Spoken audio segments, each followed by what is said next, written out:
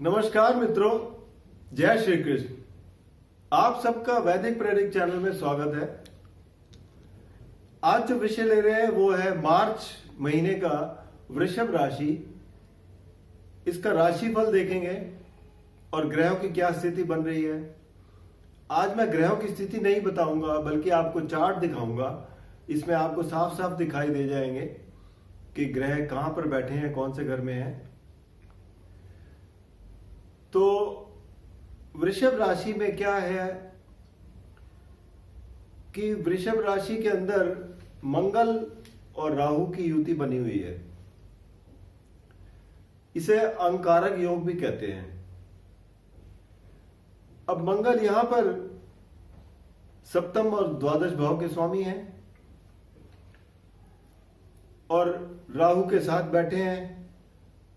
तो आपको कुछ ऐसी स्थिति पैदा करेंगे ये इस महीने कि आपका एनर्जी बहुत ज्यादा होगी, क्रोध ज्यादा आएगा और साथ ही में कहीं वाद विवाद आपके बढ़ सकते हैं। इन बातों का अगर ध्यान रख के चलें तो आपके लिए महीना ये सामान्य गुजर सकता है। लेकिन ऐसी स्थिति आएगी, इस बात का आपको ध्यान में रखना है। आपको पता नहीं लगेगा कब आप गुस्से में आ गए और आपने अपने जो भी कार्य करते हैं, कहीं किसी के साथ डील करते हैं, परिवार में भी, कामकाज में भी, तो वहां ऐसी स्थिति पैदा हो सकती है। इसलिए बहुत ध्यान रखने की जरूरत है। दूसरा भाव धन भाव है। यहां बुध की राशि है। बुध जो है वो आपके दूसरे और पंचम भाव के स्वामी हैं और बैठे हैं नवम भाव में गुरु और शनि के साथ।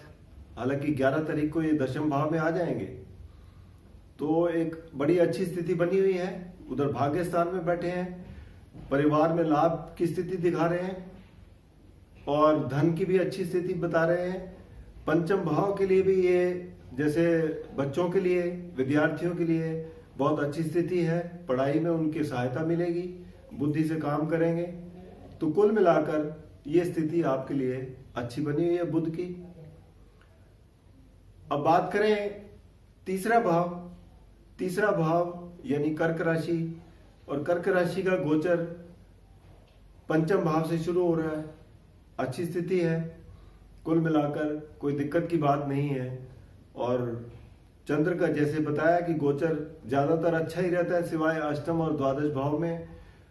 बाकियों में कुछ घरों में सामान्य रहता है, तो कोई ऐसी चिंता की बात नहीं है। आपका कम्युनिकेशन ठीक रहेगा और जो भी कार्य करेंगे अपनी बुद्धिमत्ता से करेंगे, सोच लगाकर करेंगे। चौथा भाव यहां सूर्य की राशि है। सूर्य जो है वो दशम भाव में बैठे हैं शुक्र के साथ। 15 तारीख तक तो यही है। उसके बाद ये एकादश भाव में चले जाएंगे, तब भी ये स्थिति बहुत अच्छी है। सूर्य दशम भाव में भी बली कहलाते हैं और एकादश भाव में जब चले जाएंगे तो वहां भी आपको लाभ ही देंगे। तो कुल मिलाकर चौथे भाव की स्थिति बहुत अच्छी बनी हुई है। शुक्र भी दशम भाव में जो है वो 17 को चले जाएंगे एकादश भाव में। तो आपके लिए चौथे भाव के जो भी परिणाम है, जैसे माता का सुख, प्रॉपर्टी और व्हीकल वगैरह के लिए अच्छा है कुल मिलाकर। छठे भाव को अगर देखें तो छठे भाव की यहां राशि पड़ती है शुक्र की, तुला राशि पड़ती है। और शुक्र जैसे मैंने बताया कि दशम भाव से ये एकादश भाव में आ जाएंगे। हालांकि सूर्य से नजदीक होने से अस्त है, लेकिन इतना नजदीक भी नहीं है कि आपको कोई बहुत ज्यादा नुकसान पहुंचा सके। सप्तम भाव की स्थिति में देखें तो यहां राशि है मंगल की। मंगल जैसे मैंने बताया आपके राशि में ही बैठे हैं और सप्तम भाव पर दृष्टि भी है। लेकिन आपको सिर्फ ख्याल यही रखना है कि आपको पति पत्नी में भी या व्यवसाय में भी कहीं पर भी क्रोध नहीं करना, कहीं पे भी डील करते वक्त थोड़ा संभल कर चलेंगे तो आपके लिए बड़ा ही अच्छा रहेगा। अष्टम भाव के स्वामी और एकादश भाव के स्वामी गुरु हैं, जो कि नवम भाव में बैठे हैं शनि के साथ। तो ये स्थिति, क्योंकि वृषभ राशि वालों के लिए गुरु जो है वो अच्छे ग्रह नहीं माने जाते, लेकिन फिर भी नवम भाव में होने से कुछ स्थिति में सुधार आता है। लेकिन फिर भी आपसे ये वो है कि इन्वेस्टमेंट वगैरह में ख्याल रखें, कहीं नुकसान की स्थिति ना बने, तो ये आपके लिए अच्छा रहेगा। आपके जो भाग्य स्थान के मालिक हैं वो है शनि, और दशम भाव के स्वामी भी शनि है, जो अपनी राशि मकर में बैठे हैं। आपके भाग्य से आपके कार्य निकलते जाएंगे, कोई दिक्कत की बात नहीं है, क्योंकि शनि यहाँ पर मजबूत स्थिति में बैठे हैं और शनि जो है योग कारक ग्रह है यहाँ पर वृषभ राशि के लिए। तो यहाँ बहुत अच्छी स्थिति है। अब एकादश भाव की बात करें तो यहाँ गुरु की राशि है, लेकिन यहाँ बैठे हैं सूर्य और शुक्र, ये खासकर 15 तारीख के बाद। तो एकादश भाव में स्थिति आपकी अच्छी है, लाभ तो मिलेगा। फिर भी जैसे मैंने बताया कि आप इन्वेस्टमेंट का ध्यान रखें कि कहीं ऐसी जगह ना लगा लें कि आपको नुकसान हो।